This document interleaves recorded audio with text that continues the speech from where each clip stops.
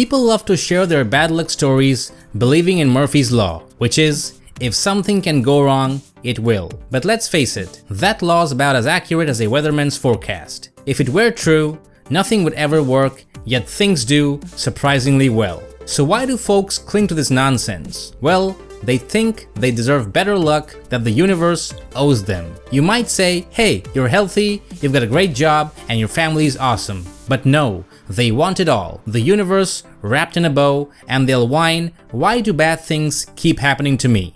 Why does this always happen?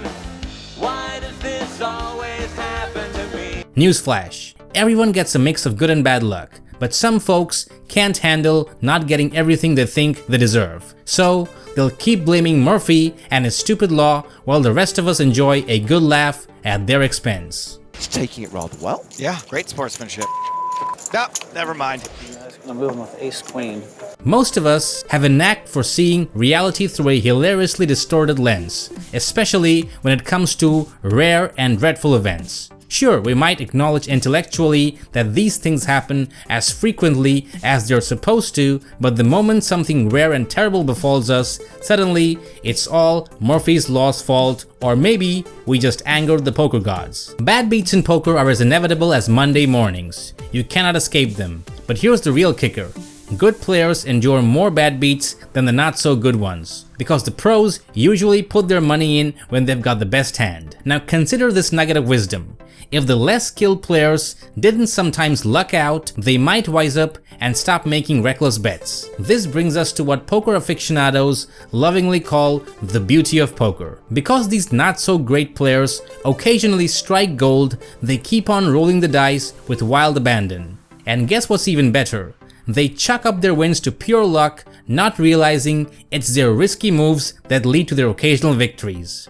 So brutal. Ducks fly together. So gross. So while they're busy blaming fate, we are happily pocketing their cash. Even players who grasp these facts sometimes lose their cool over bad beats. You don't know how bad I run. I told you guys how bad I run in poker. Nobody knows but me. They might acknowledge in theory that these bad beats occur as frequently as the math whizzes say. Statistically speaking, people will pull off miracle cards like hitting a 2-outer on the river or landing a runner-runner flush roughly 4% of the time. But when these improbable events do occur, it feels like the universe has a twisted sense of humor and throws them our way more often than that. Less than 1% on the flop.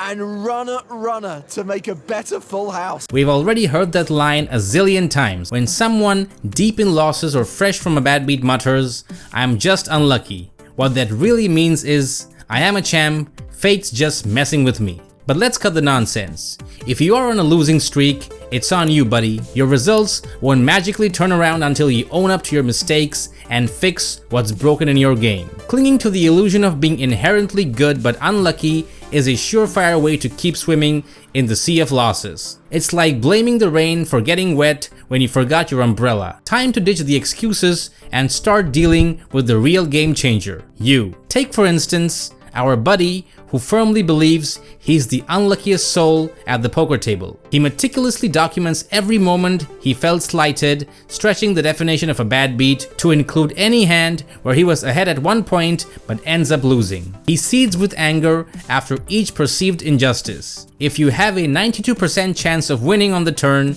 and you do win, guess what? Your 92% just turned into a solid 100%. The other guy, well, he lost his measly 8%. Intellectually, our friend might have heard this logic, but deep down, he outright rejects it. Believing you are unlucky can indeed lead to a self-fulfilling prophecy of bad luck, and no, I'm not suggesting your thoughts magically alter your cards. What I mean is, this belief can make you play poorly, and your bad decisions will naturally result in unfavorable outcomes. Mr. Young, very small pair. Small pair. He wants to see him. Picture this. A guy holding the nut flush draw on a board of King 7-4 faced a bet and 2 calls. What did he do? He just called 2. Why not raise, you might ask? His reply? I never hit my flushes. Classic case of self-sabotage. It's like refusing to dance because you think you have 2 left feet. This guy, like so many others, stubbornly clings to the belief that he's cursed even though he hits flushes just as often as everyone else. But here's the reality check. When you start with 2 suited cards, the odds of making a flush are roughly 1 in 17. Even if you flop a flush draw, you'll only complete it about 1/3 of the time. Now get this. Because this guy convinced himself that he always misses, he thought he was saving money by not raising when he actually lost out on a significant expected value. His fear cost him big time.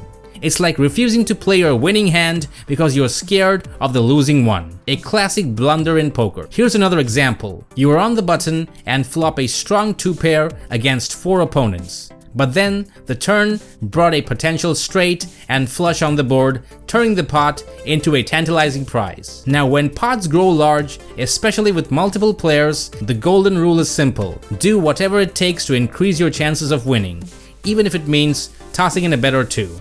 It's a small investment for a potentially hefty return. However, instead of protecting your hand and seizing the opportunity, your first thought was, oh no, someone surely hit something against me again. So you hesitated, checked behind the others, and gave all 4 opponents a free card. The river, fortunately, did not change much, and you claimed the pot. But here's the kicker. You likely missed out on a big bet or 2 by not betting on the turn.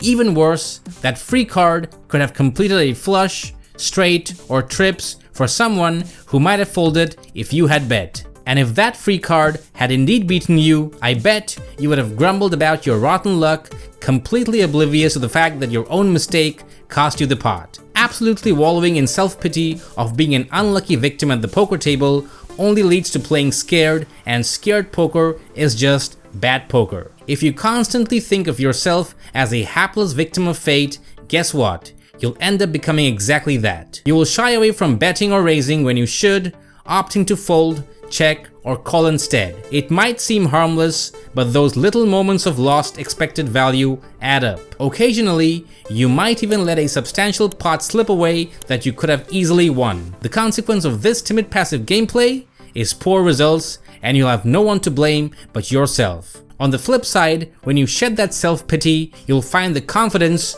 to play your cards assertively and boldly. And guess what happens then?